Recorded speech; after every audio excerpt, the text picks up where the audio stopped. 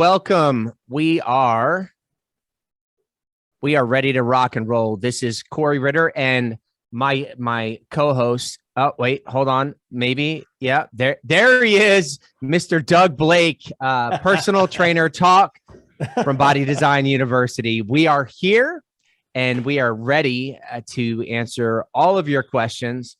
I know that we've got an incredible lineup today, and in my absence, Mr. Johnny Gonzalez has helped collect those questions. I know we've got some really good ones. So great questions. Yes.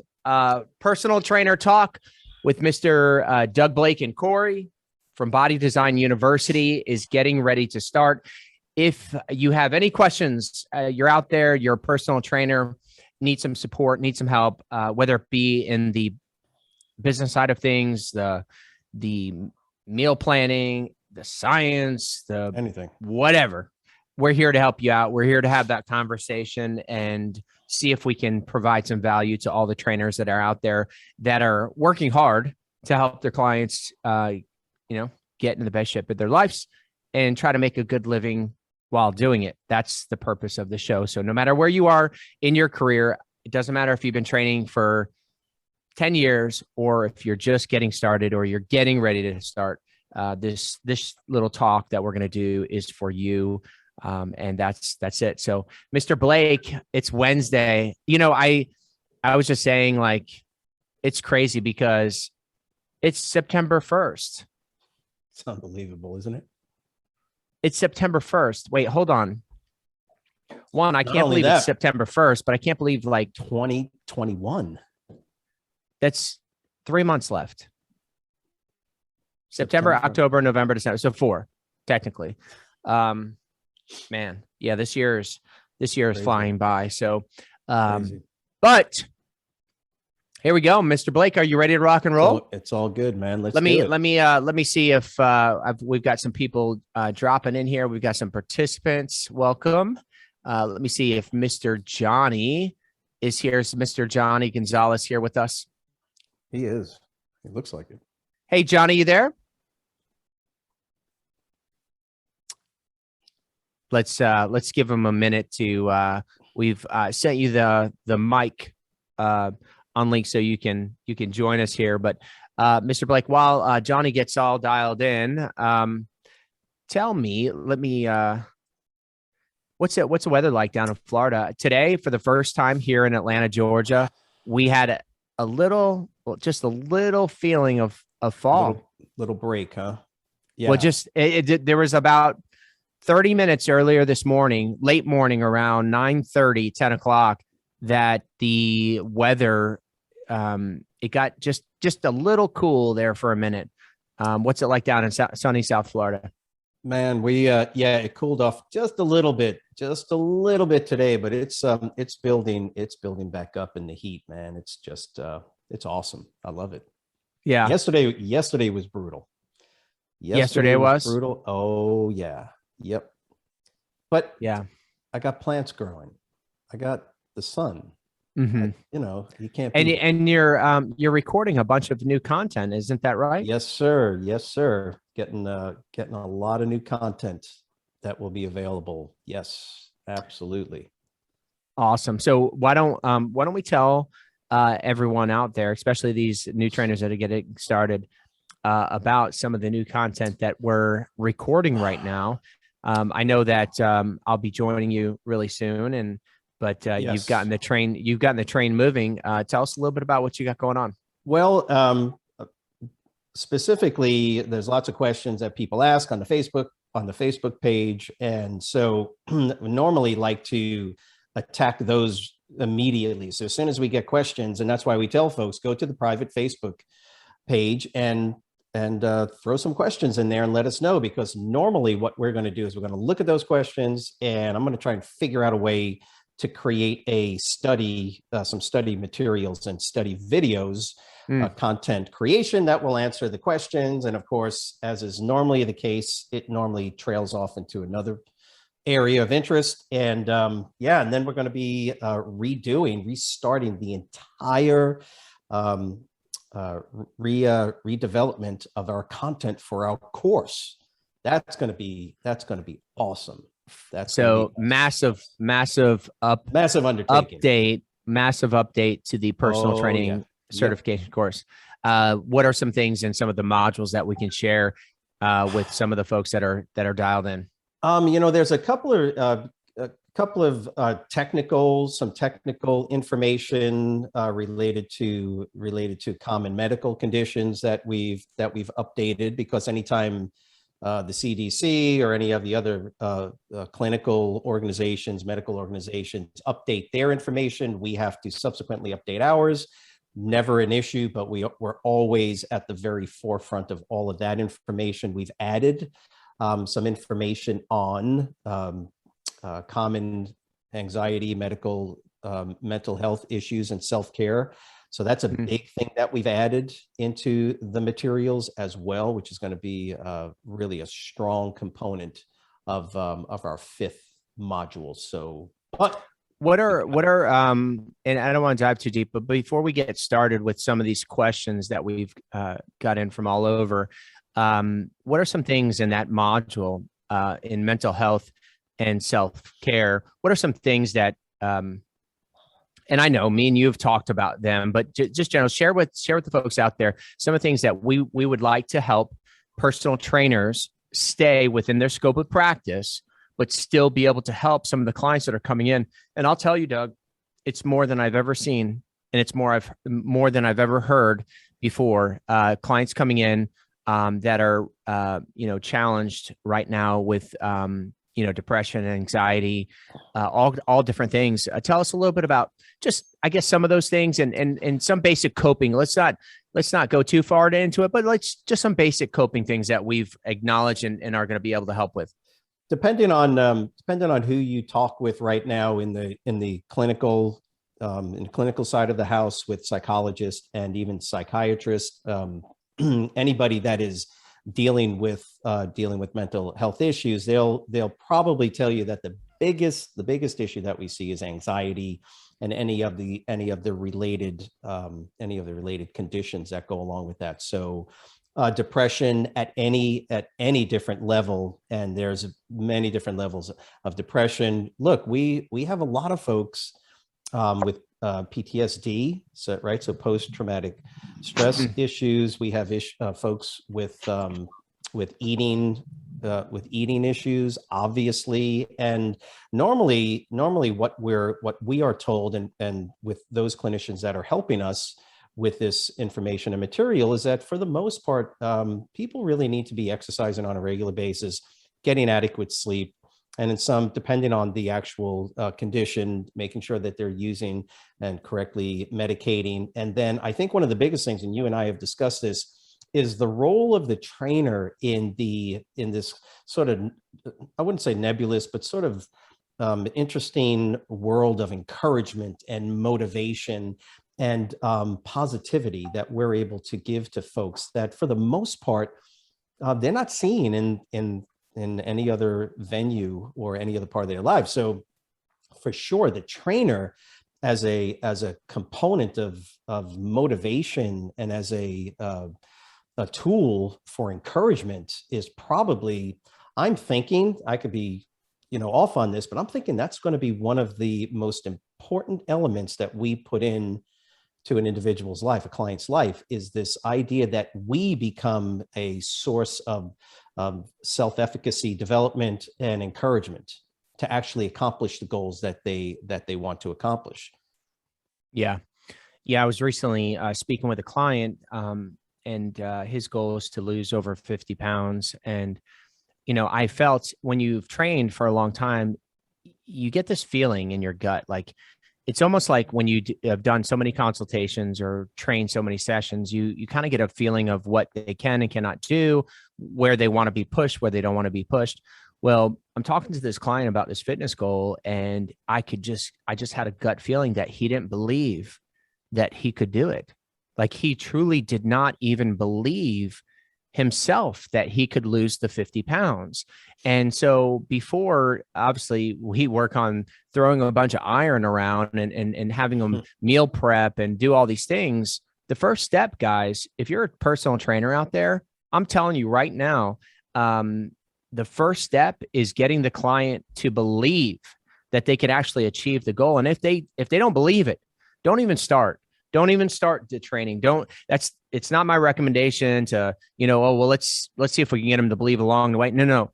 If you want them to follow a meal plan, if you want them to show up to workouts on time, if you want them to show up to the workouts at all, they first have to believe. And it doesn't matter if they're trying to lose 10 pounds of body fat and compete on stage in a figure competition, or if they're trying to lose 100 pounds of body fat, they've got to feel that way. And so I was having this conversation with the client, and it was clear to me that he didn't believe that, himself was going to be able to do it. Like this is, it's going to make me feel better. And of course I want to lose the weight, and I'll eat healthier.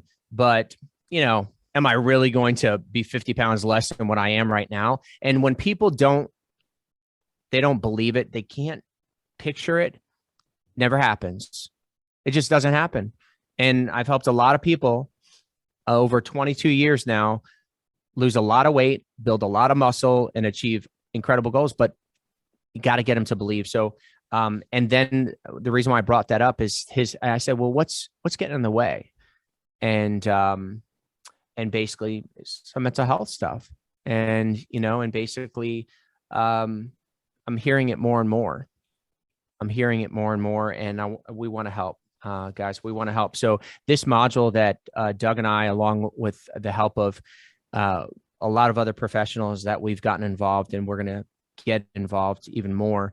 I think it's really going to help you as a personal trainer stay within your scope of practice, but be able to really help some of these clients that are battling with depression, anxiety, whatever it might be. So I'm really excited about that. It's something Doug and I were talking about and have been for a while. And this guy's always making things happen. Doug, I don't know how he's just like, he's an executor. We just make it happen. So the next course update is on September 13th. For those of you that don't know, this course is going to be phenomenal. Not only our live 2-week session where we're going to deliver some of this new content, but it's going to be launching online, available all over the place. So with that said, let's go ahead and get this show on the road. I'm going to bring Johnny back in, and Johnny has got some questions for us. Let's see what he's got. Okay, Johnny, are you there? Hey guys, can you hear me now? Okay, yeah, we can hear you. How are you, big guy? I'm doing pretty good. How are y'all? Doing good. Awesome. Doing good. You've been working those biceps? I definitely have. You already know. I'm trying to get my 22s. And I'm not talking about rings. Dude, let's just focus on 15s first, okay? Ouch. I mean, Ouch. Dude, I need to do some work. I'm losing some, but yeah, Johnny, welcome. Tell us what you got. Shoot us that first question. Hey, thanks, guys. All right, this first question is from actually one of our members here in the crowd, Joseph Ornelas. Excuse me if I mispronounced that. He's from Aguascalientes, Mexico. His question is, welcome. Do you think it's pretty important to have technique when lifting? For instance, going down fast, coming up slow. Oh, that's a great question. And before Doug even dives into the hardcore science behind that, I'm just going to say yes, yes, and yes. Look, there's some exercises I am convinced, and there's probably no science behind this, and Doug can help validate this. Okay. But I am convinced that I've helped some people achieve some goals, like based on the negative, based on, the control on the way down. Some clients would, if they're doing a single arm dumbbell row, for example, AKA lawnmowers or whatever else you want to call them. I think it's a foundational, like critical exercise that everyone should do with their clients for back day, lats. And but I really like slow on the return. So they're not just popping it up. And I'll tell you, like I have them do it in a certain way and slow down, and they're sore for days. And when they hadn't done it like that. So I don't know, but Doug, what say you? Yes. Next question. No, of course. Exercise technique. Why? Exercise technique is critical for any number of reasons. First and foremost is from a personal trainer perspective, dealing with the average, apparently healthy client, it's going to be related generally when we talk about speed execution, we're talking about injury issues, right? So anytime you change direction in the movement, right, we know the terms concentric, eccentric, positive, negative. Then there's always that often overlooked component, contractile component, known as the isometric component. And anytime you're moving from the negative part of a movement where the muscle is lengthening under tension, you have to change direction at some point, right? If I go down on a squat, what do I got to do? Well, I got to come back up. Well, between the going down and the coming up, there's this critical point where the joint stops moving, stops going through a range of motion. The muscle is under tension in an isometric contraction, and then you need to reverse and go in the opposite direction. That is where physiologically the point where injury can occur. Normally, as the muscle is moving through its eccentric or concentric component of the contraction, the injury potential is not necessarily as high unless the load is too much. But it's as soon as you go to change direction. So when you get to the bottom of a squat, right, and if you don't slow down and pause for however long you want to pause before you stand back up, what you've done is you will put an undue level of tensional stress on the ligaments and the tendons, in particular the tendons and the other supporting structures in the knee.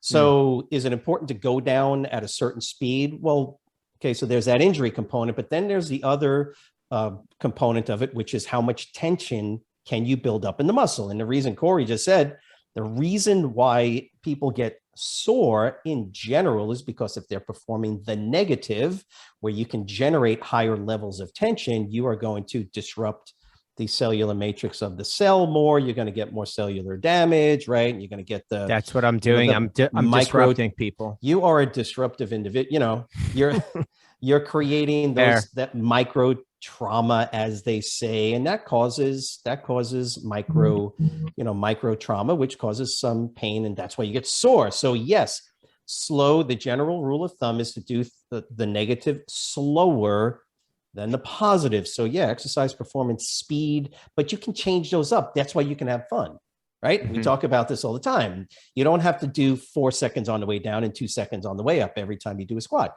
Have a little bit of fun. Go 5 seconds on it down and then hold it in that bottom position for 3 seconds.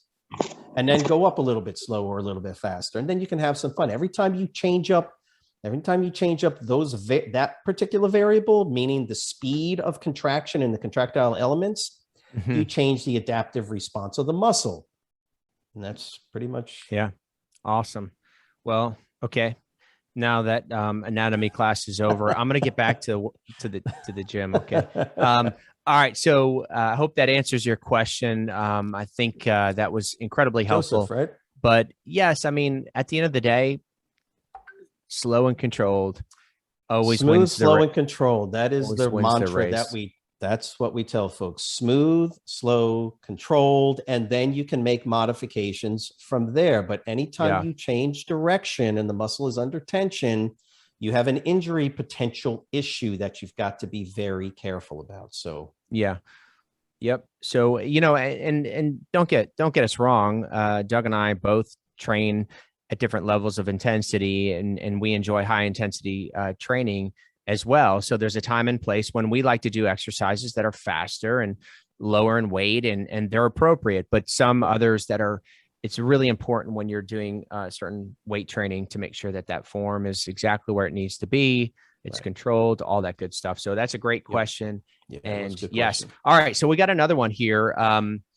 We've got in from Ellen from Lafayette, Louisiana. Is it ethical or business savvy to incorporate a small cafe that sells healthier items into my gym for my clients? That's a pretty good question. Yeah.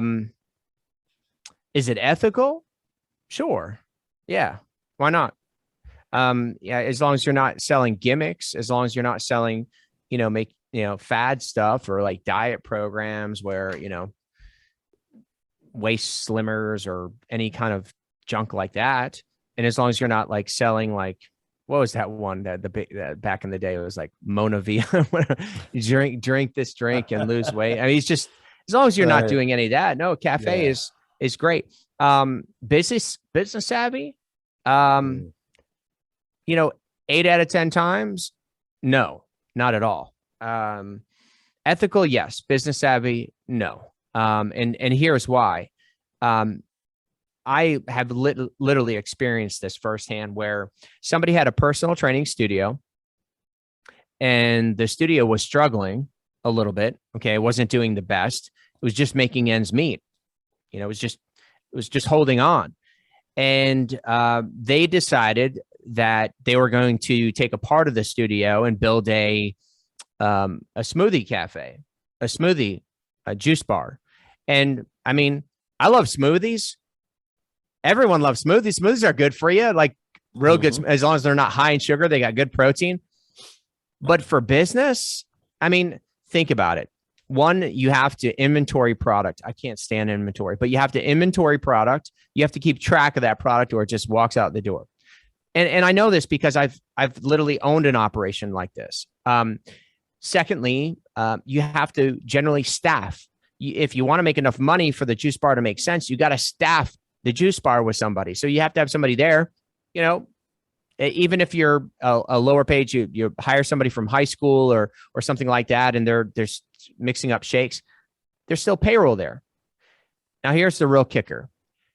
The reason why most of the time it doesn't work 80% of the time, because 80%, if not 90%, if not 95% of all personal training studios in the world right now do not have enough foot traffic to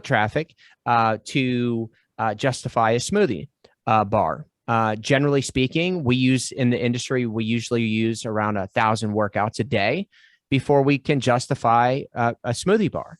And not a lot of people know this, but basically, so your question is it ethical and is it business savvy to incorporate a small cafe that sells healthier items into my gym or my clients? Well, if your gym is not getting at least 1,000 workouts a day, I would definitely not recommend it. Case in point, the story goes, they opened up a smoothie bar, and basically the smoothie bar, all their attention that was supposed to be going to the studio to make the studio better, and make the studio profitable and make the studio members get really good results, that little chunk of that time got diverted over to a smoothie bar that was literally at best going to have a 10% margin after everything was said and done.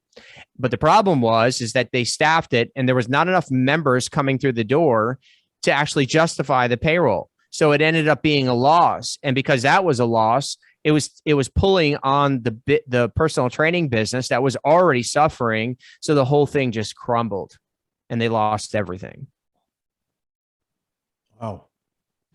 So anyhow, I can tell you countless stories very similar to that one.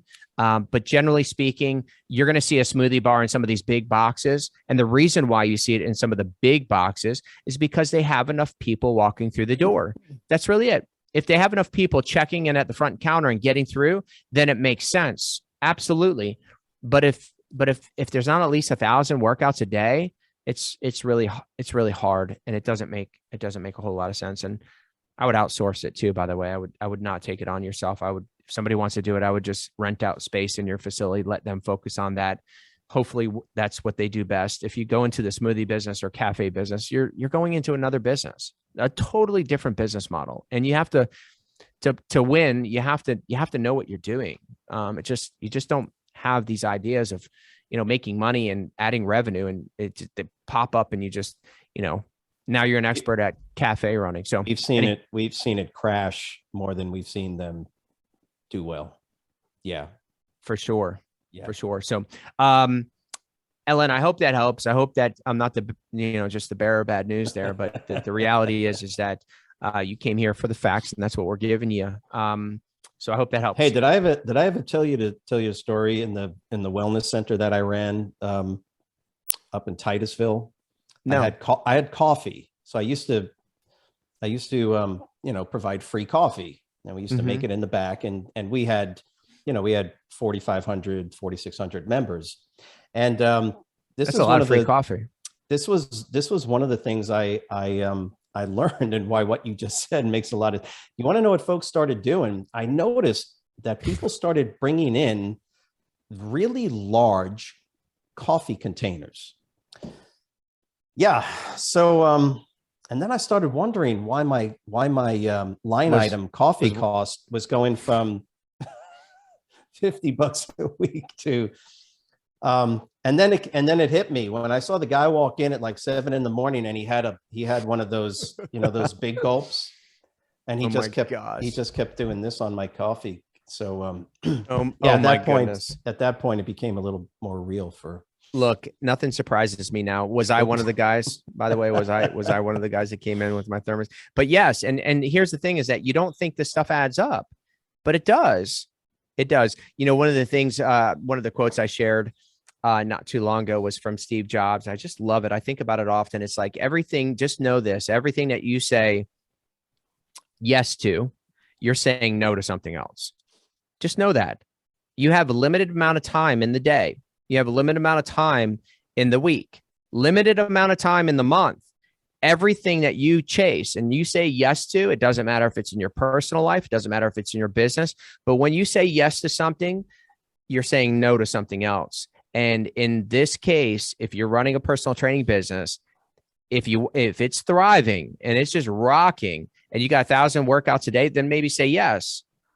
But don't say yes unless your business can justify it. And just know that as soon as you say yes, you're saying no to something else that your business might need you for, might need that time for, might need that effort for, might need that capital for. Like, because when you open up a business or contribute and buy coffee, that, $500 a month, whatever it got to, that $500 a month could have gone to something else in the business that was focusing on the core, growth of the business. It's tough. And just so you know, the other problem with that is that if you don't have it well planned, you're going to have an issue when it comes to removing the service because it was too expensive. Now you've got a double whammy. You've provided a service, and if you take that service away because it's really killing you financially, whoa, now you've taken something away. That's not good for business either. But you're discussing the concept of opportunity cost. So the time you spend, that's what opportunity cost is. It's funny. I was talking to Gabby the other day about it. She goes and spends an hour doing something. And I said, well, you have what's known as opportunity cost, the amount of time it takes you to drive somewhere. And you got to be smart. You got to be smart. Business savvy means that what's the best way to spend that hour, to spend that dollar. Yeah. To ensure that the business is successful. So. Yeah, that's right. Okay. So anyhow, by and large, most personal training studios shouldn't have one anyhow. Okay. All right. Let's jump back over to Mr. Johnny. I see him waving his hand over here, and he's got some more questions for us. We're going to bounce back and forth and try to get them all answered for you. So Johnny, tell us, what do you have next? Who is it? Where is it from? All right, guys. Next question we have here is from Robert Stafford from Cody, Wyoming. His question is, what's your advice on having a traditional gym setup versus a non-traditional one? For example, I've turned one of my large barns. Oh, that's pretty cool.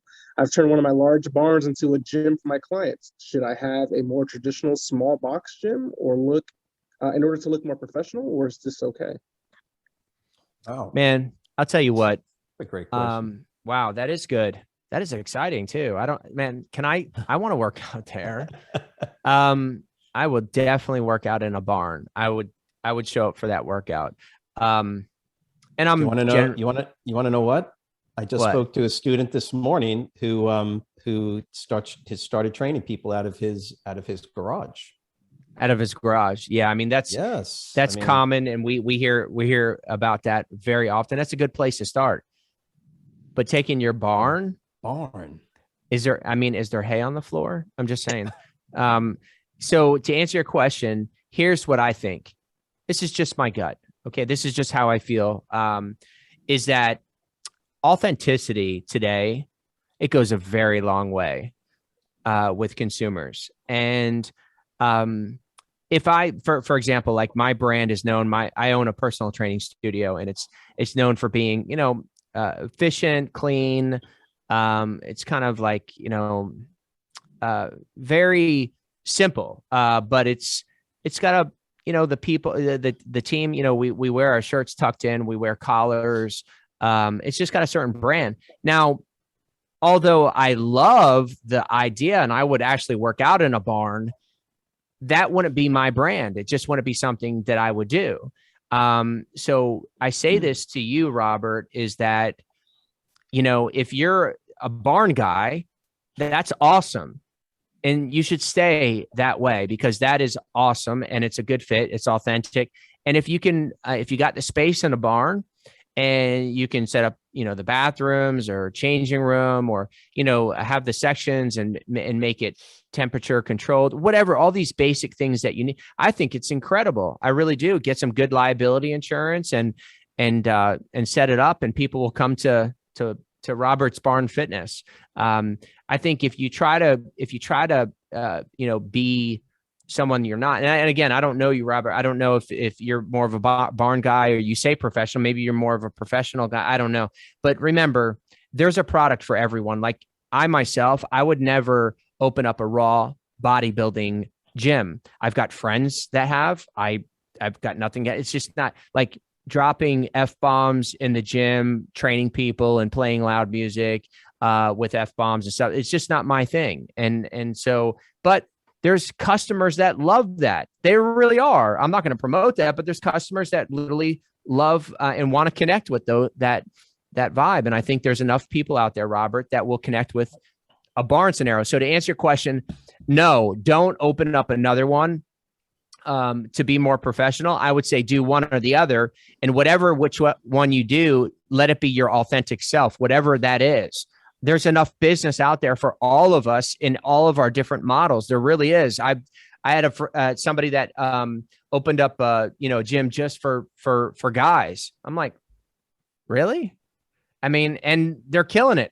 I've got another. There's one in Florida that's mostly just training seniors. I mean, there's all different opportunity. There are personal training studios that cater to just fitness competitors.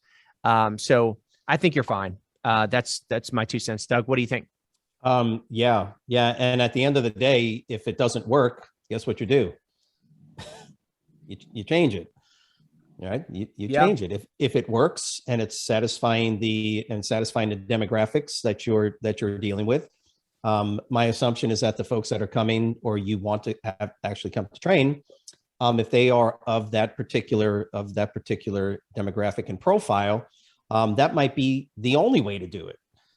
Just as a, for instance. So look, we want you to do what works as well. If it's his authentic self and he's going to be successful in period, like if he's going to be successful in any type of model, then he will be successful in any type of model. So for example, if he can make it and make a thriving business in a professional retail scenario, then, he would likely be able to do it in a barn scenario. And I just think of it this way, is that if that's his authentic self, like, I mean, that's pretty cool. Just don't be wearing boots, training people. Don't do that. He needs to send us a picture. Robert, send us a photo. Look, oh my gosh, he's from Cody, Wyoming. Nice. Of course he's talking about barn fitness. Man. Send us a photo of the, is it a 5-gallon hat? Is it a 5-gallon hat? Is that what? It's a 10-gallon. 5. All right. 10 okay. Gallon. So outside, and we want to see the inside. Yeah. All right. So Robert, hope that helps. Just be yourself, whatever that is. All right. Be you. We need more unique people. We need less copycats. We need more authentic people. All right. All right. So next we've got Delvin Scheffner. I hope I said that right. Delvin Scheffner from Portland, Oregon. Should I recommend CBD oil, no THC products to my clients that take a longer time to recover? Ooh. Ooh. Should I recommend CBD, no THC products to my clients that take a longer time to recover? I mean, this is a no-brainer answer for sure. Thanks for the question. Thank you very much for this question. But look, I don't even recommend my clients take vitamin D. I mean, I don't even recommend my clients take glucosamine, which happens to have all kinds of science behind it to be very effective. And I'm not saying CBD doesn't either, because it does. But the only thing that I would recommend, Delvin, the only thing is a multivitamin, organic at that, and a protein supplement. That's it. Now, are there dozen other amazing things out there that we could recommend? Yes. But I think you really step outside your lane, making that type of recommendation for sure. So because we don't even know, do we even know why they're not recovering? Why is it taking longer? I mean, there's so much to it. Just don't do it. But Doug's, I have a feeling Doug's going to put us in check. Doug, put us in check. Actually, what you just said is really the starting point. You know how this works, right? You know how this works. We don't even look at the 99.99% of variables that are actually going to affect things like recovery, muscle growth. We just immediately go to, well, there's got to be a product that I mean, why do people use protein powders? Why do people use to keep their biceps from shrinking like mine? Holy cow. As a professional, as a trainer, as anybody in this fitness industry, your first goal is to always ensure that the basics of metabolism, basics of human physiology are accounted for first. Are they eating? All of those things need to be put into place before you ever even consider using anything, by the way, that does not have enough historical sound data behind it to say, like creatine, for instance, has literally 25, I'd say 15 good solid years of consistent data now. So historical data in research says creatine, done deal, right? Not an issue. CBD oil, number one, you don't even know what you're getting. Can I get some? Of course you can, but we'll talk later. You don't even know the quality. So I'm going to speak to that one specifically. No, you don't recommend that stuff to your clients. You don't. Your job as a trainer is to learn as much as you can about it and then give them some information about it. You can have them go to websites, you can have them go and research the information, or you can provide them and say, look, CBD oil simply is not, it's not researched well enough, not in my opinion, and there's not enough historical data behind it. That's two things, right? And then the third thing is that even if you do agree, and most of us do, that there are benefits, where are you getting it from? Where's the sourcing? See, those are the other elements to supplementation. Look, why do you think Doug, the FDA, you realize, why do you think they want to control all this stuff? You realize that there's some trainers out there right now, not only recommending it to their clients, they're actually selling it to their clients. Of course. They're selling it to their clients, guys. Stop the madness. Stop the madness. But this is what I will do for you, Delvin. Okay. As a part of my research efforts and commitments to our industry. Did you like that? That was pretty good, right?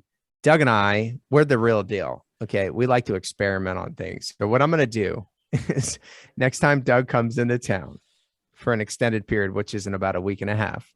Okay. I'm going to train him at a level that he's going to need some serious assistance with recovery. And what I'm going to do is I'm going to experiment for you in this profound research study that I'm going to do using Mr. Blake, and we're going to apply some CBD. And I will be more than happy to participate in your study, Mr. Ritter. Absolutely. And I know you will be.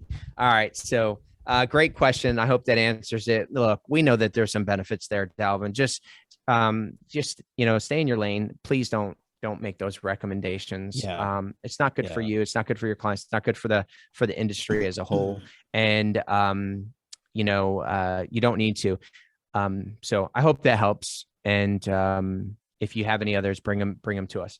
But all right. So Doug, guys, if you're out there, you have a question, we've got a bunch on here. We'd love to have a conversation with you. Don't be shy. Okay. Don't be shy. Come on, join us and let's have a conversation about it. We're going to get to this list. I know Johnny's got some more questions that we're going to dive into, but one thing I wanted to just say is, like, Doug brought up a really good point when it comes to, not just the recovery when we were having the conversation about the recovery, but it's funny, like clients do, even trainers, everyone looks to that easy fix. And the reality is 9 times out of 10, it's like, you don't need to take this supplement. You don't need to take this special protein shake. You don't need to do these things, because most of the time what I find with the clients that I've worked with over the years is that their macros are off. How do I recommend a protein supplement or a pre-workout or any of these things when their macros are not even on? Or even worse, they're so far off their caloric requirements. So I'm going to recommend supplements and recovery and all these different things that, yes, there's some science behind it. And my belief in all my time in training, and again, now it's 22 years, is that supplements play less than 10%, less than 5% of a role in changing somebody's body and the way that they look or feel. 10% max. Okay. It's nutrition.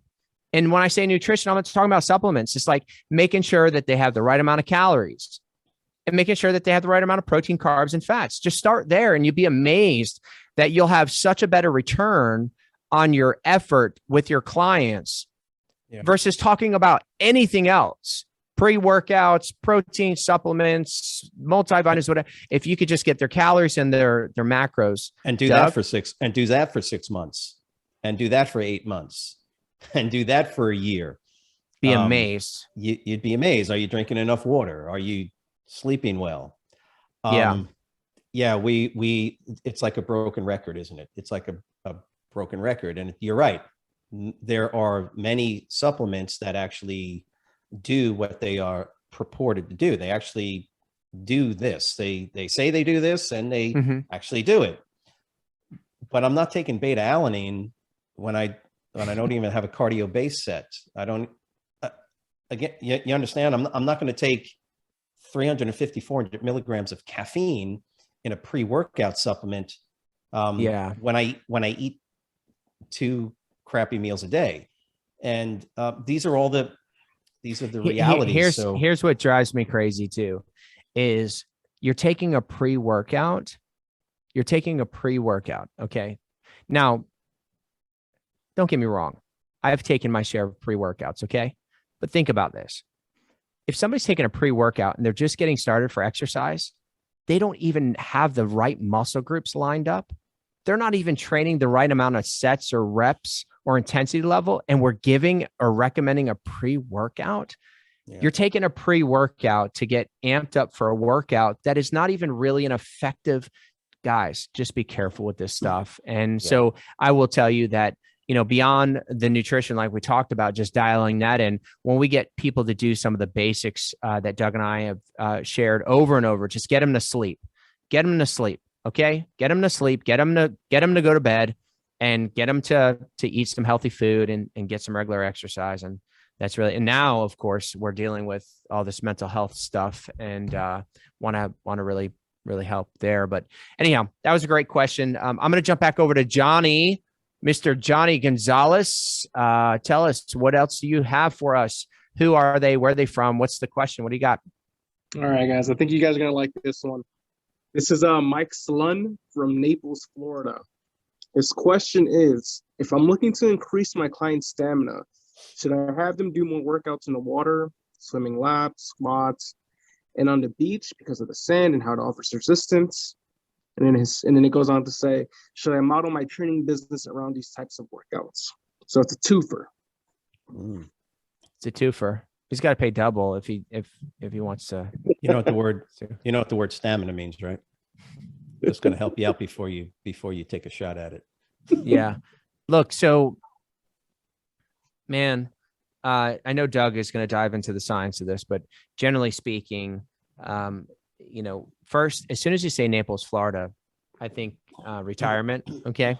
So I'm thinking, I don't know. It really depends on the clients, but here's what I'll say is that in general, you're going to want to do things, whether it be on the beach. What was the other one, Johnny? It was on the beach. And then what was the other one? So in water and In water. Yeah. Yeah. So, when I think of exercise in the water, I think, man, it's fantastic. It's fantastic. And if I'm retired and I have all day long to do some exercise and go into a pool and absolutely no question. The problem is that the average person, the exercise has got to be as convenient and as quick as possible. You got more and more people doing 30-minute workouts. Okay. Because people literally want to do things as fast as possible. Getting in a pool is fantastic, but it's just not the most convenient. It's almost like, hydrostatic body fat weighing is really great, but having people get dunked in a tank to measure their body fat versus breaking out a skin fold caliper and getting close. But the bottom line is that those are great forms of exercise, both in the water and on the beach for the sand. But it's really about the clients, what they would want most, what is most convenient for them, and what's going to be fun and what's going to be consistent. Look, the only time I've ever heard of a program that was on the beach or in a pool that was successful, okay, that was actually profitable over a long period of time, were boot camps. They were boot camp style programs, not personal training, programs. They were boot camp style. So for example, and I've learned my lesson, and I will tell you for anyone out there thinking about this, and some people do it and they burn the candle at both ends, but being a personal trainer and offering personal training services versus being a boot camp trainer and offering are two completely different products, completely different avatars, completely different marketing, completely different price points. And I say, be one or the other. Don't be both. That's a mistake. Be a really good boot camp trainer or be a really good personal trainer. With that being said, the recommendations that you just said is a boot camp trainer. I've seen them be very successful. And if you had a boot camp 3 days a week on the beach, running through the sand and doing drills through the sand, I'm sure that there's enough business in most beach towns. I don't know about Naples, probably in the water if you're going to do it in Naples, but I don't know. So to answer your question, yes, you can do it. Not as a personal trainer, more of like a boot camp type service where you have a big group of people and you're doing it together. That's my opinion. Doug, what do you think? I don't even remember the question. No, I'm just messing. So here's the deal. Let's look at it from the training effect components that you just mentioned that we can look at. First off, from a purely stamina development standpoint, you're talking about increase in VO2 max, or the ability to sustain energy output for extended periods of time, get more oxygen, yada yada. Swimming is not the best mode to do that. It's simply not the best because you're not able to elevate heart rate. This is just standard. This is just a standard understanding. If you're talking about the modality, and you're trying to look for the most efficient way to increase heart rate up to ventilatory threshold 1 in those areas, and do interval type of training to ultimately increase VO2 max and ultimate time that you can spend at higher levels of a heart rate, then running on the sand is a fantastic way, not because you're on the sand running, it's because that as a modality, running is fantastic. And on the sand just makes it that much more challenging. Mm-hmm. Swimming is simply not the best way. It is not a standard training effect. It's not the go-to when it comes to trying to, in the shortest period of time, the most efficient way to increase stamina. But again, that's the science, right? So you're better off getting on a stationary bike, running, or something like that, where you can elevate and modulate heart rate more efficiently and quicker. But that's irrelevant because of what Corey just said, which is, do you like to swim? Can you get your heart rate up when you swim? Absolutely. It's just not the most efficient way to do it. That's all. So if I'm going to work on an athlete or the average person, No, I'm going to look for the most efficient way to modulate heart rate. Because remember, when we talk about stamina or anything like this, your main focus is on heart rate. How do I elevate and modulate heart rate through a high intensity interval type of training programming scenario protocol? And the most efficient way to do that in general is on land or on a bike, doing something that allows you to either run, cycle, or any of the other modalities that allow heart rate to be modulated more efficiently. So I hope that makes sense. Yeah, that was, dude, you always, I mean, I love swimming. Don't get me wrong. You love think to of swim. these things. You think of these things. Yeah, I tell you what, just for that comment of how low intensity is, we're going to the river, my man. Oh no. No, I'm just playing. But it's so true. Like, I didn't even think about that. But when Doug says, you know, as far as an intensity, of course, if you're doing endurance training or something like that, it's totally different. But in a basic pool with exercises, you know, he brings up And a the questions really are great. good point.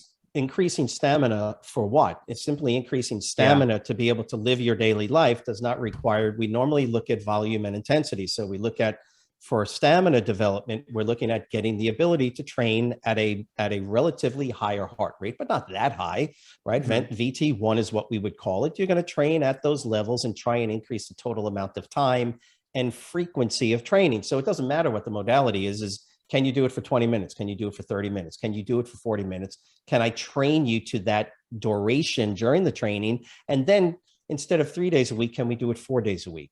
And then can we do it 5 days a week and then 6 days a week? The adaptive response to that type of training is going to quote affect their stamina. So again, yeah, that's awesome. You know, so that's you know, again, Florida too, Naples, Florida. That is, I mean, am I wrong? That is a big retirement community. Mm-hmm. Yep. Yeah, and so the pool stuff is fantastic down is. there, man. I think his name was Mike, but Mike, send us some photos too. Can you?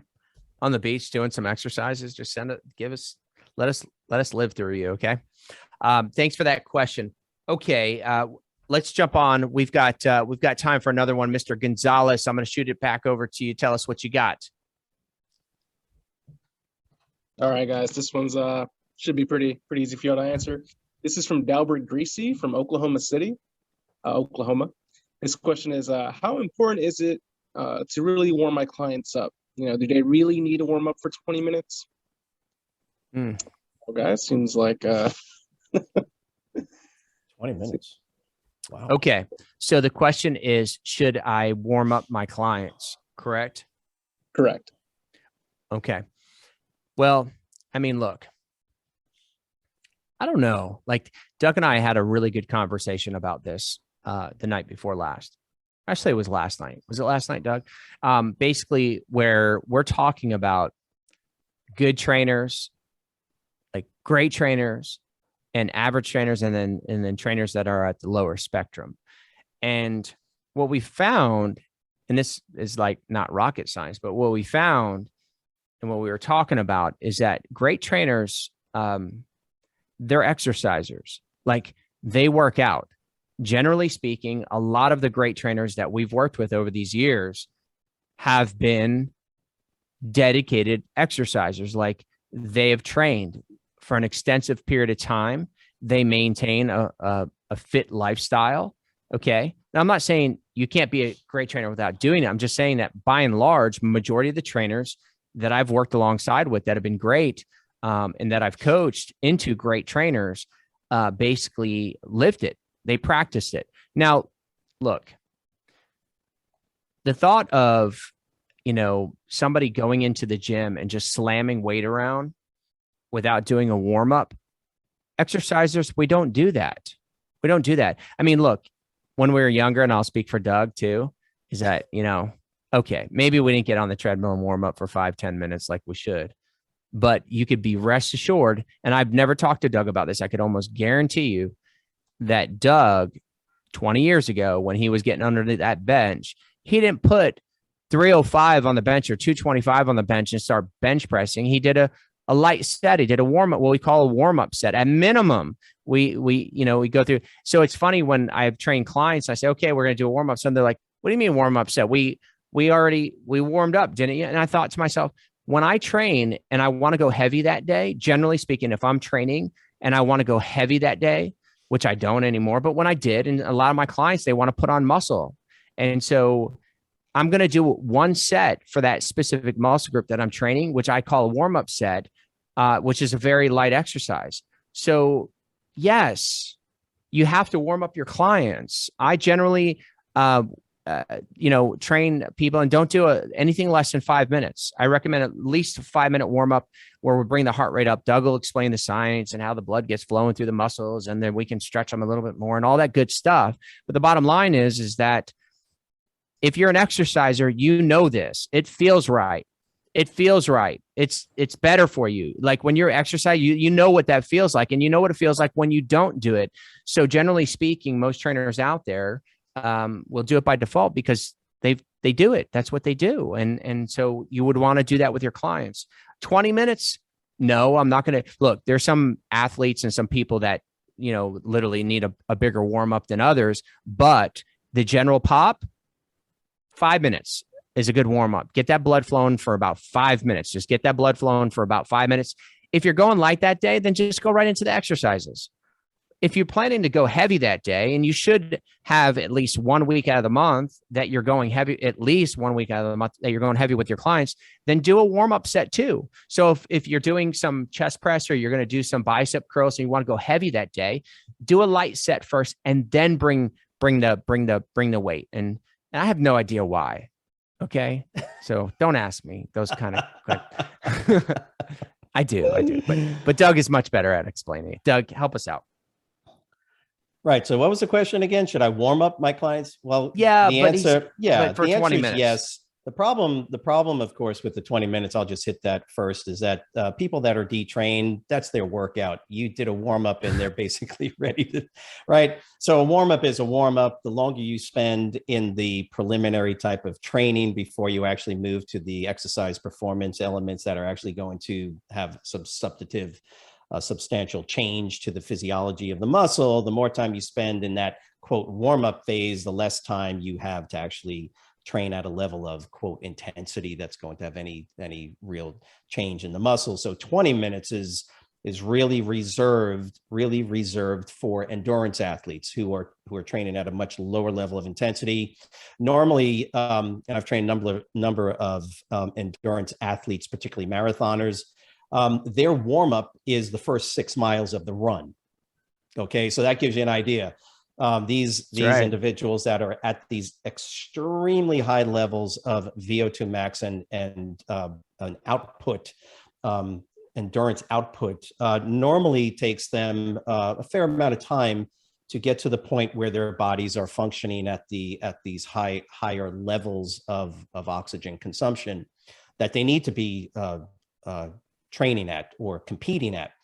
So in some cases, it could be literally a 20 minute, half hours, however long it takes. I've known some folks that say they don't feel good until 10 miles into their marathon.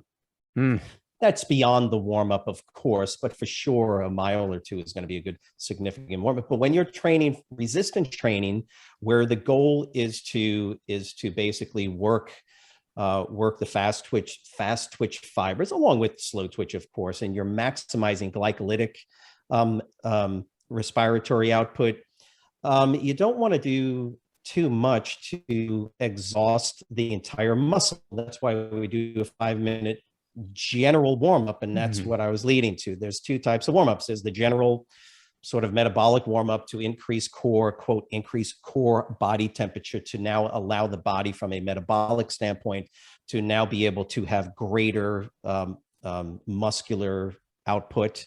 Then there is what Corey mentioned, which is the secondary part of the warm-up, which is really part of the workout, which is now the site-specific warm-up. For sure, you got to do the initial 5-minute warm-up, depending on the relative load that you're going to be working with, intensity level, whatever you want to call it.